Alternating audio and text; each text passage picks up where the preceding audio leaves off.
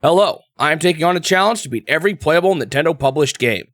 Welcome to the next episode. The next game is Computer Othello. If you looked at the release date of this one, you'll notice something strange. In the last video, I talked about Game & Watch Fire for the widescreen series, a game that was released in December of 1981. This one, Computer Othello, was released in June of 1978, almost 3 years prior.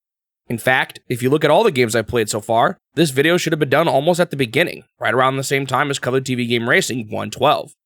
So, what happened here? Did I get the dates wrong or something? Nope, it turns out that this one was one of the lost games that I mentioned in my first summary video.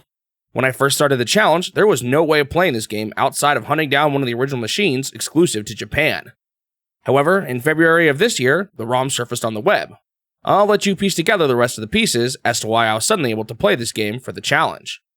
I actually played it a little later in the challenge, but my summaries were already going to get out of sync with my VODs eventually at some point, so I figured sticking it in the middle of a stretch of 10 Game & Watch games in a row was as good of a time as any. While there's not a ton of history I could find as to the making of this game is now the oldest arcade game made by Nintendo that I have played. More importantly, this was the very first game made by Nintendo R&D1. Regrettably, I've neglected to talk about Nintendo's internal development teams up until this point, so I figured this video is the perfect time to take a deeper dive into the internal structure of the earlier days of Nintendo. Before this point, Nintendo only had one division that was focused on developing electronics. It was titled the Nintendo Research and Development Team. If you've watched my previous video, you might recognize the general manager of this team, Gunpei Yokoi, the eventual creator of the Game & Watch games, as well as the project supervisor for Donkey Kong. He had earned this position by leading the development of various successful toys for Nintendo, like the Ultra Hand, the Ultra Machine, and the Love Tester. In 1978, when Nintendo decided to more seriously pursue the video game market, they split the team up into two different teams, Nintendo Research and Development 1 and Nintendo Research and Development 2. I'll talk more about R&D2 when we get to the launch of the NES, but initially, they were the team that focused on developing home consoles. In fact, they were the ones that created the Color TV game series. After the split, Yokoi remained the manager of R&D1. This team would initially focus on developing arcade games, although they eventually also became the team responsible for all of the Game & Watch games. In fact, between the arcade games and all the Game & Watch games, essentially everything I've played so far, other than the Color TV games, were developed by this team. While we will eventually see them take a back seat once Miyamoto got his own development team, R&D1 played a huge role in Nintendo's early days, and they continued on as a major developer for Nintendo until they eventually merged back with R&D2 in 2004 and became renamed as Nintendo Software Planning Development. With all of that out of the way, let's take a look at Nintendo R&D1's first ever video game as an official team. As you can probably guess by the title, this game is an arcade version of the board game Othello, also known as Reversi. While this game is typically played with white and black pieces, the arcade machine can only display a single color, green. Instead, each player's pieces take the form of either a plus or a square, with the human playing as the plus symbols and the CPU playing as the squares. If you've never played Othello before, the rules are pretty simple. Each player starts with two pieces in the center, and each player takes turn placing a piece.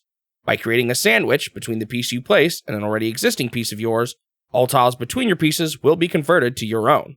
Note, there must not be any empty spaces within your sandwich, or else it won't count. The objective is to have more pieces than your opponent once the whole board is full of pieces. At first, I had a really hard time figuring out the controls for this one. I even accidentally pushed the abort button once, which set off an obnoxious alarm, and the game froze with 4 squares lined up at the top left for some reason. What did I do? After reviewing the footage, I think I finally figured out what was going on here.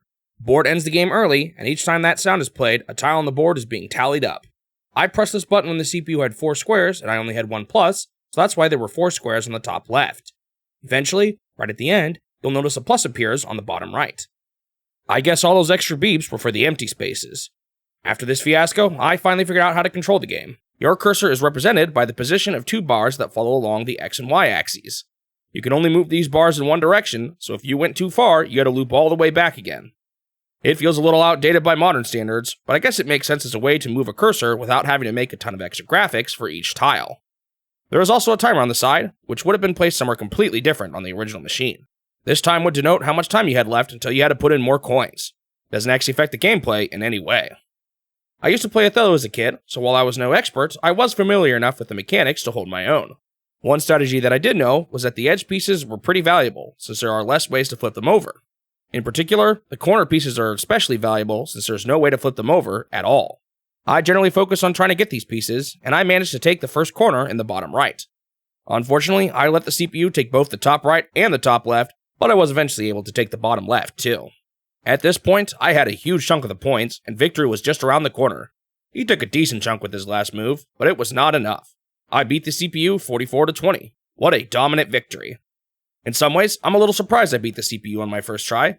Apparently, this game is a very early example of a game that AI was really good at. Either I got lucky, or Nintendo intentionally programmed the CPU to be worse at the game. Either way, I managed to beat the CPU on my first try, and the game was complete. On to the review. This is another one of those ones that I feel a little bad about reviewing due to how dated certain components of the game feel. The graphics are bland, the sounds are obnoxious, and the controls aren't great either. It also doesn't help that this is just a port of a board game, so there's nothing all that original here either. It still works well enough, and as an early arcade version of Othello, it generally works as you would expect. If Nintendo did nerf the CPU to make it more fun, I applaud them for making a bot that I still had to try against, but one that wasn't ridiculously overpowered. My score for the game was 5 out of 10.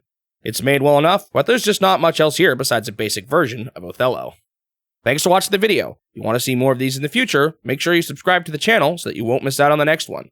Also leave a like if you enjoyed it, since it'll help the channel grow and motivate me to continue this series.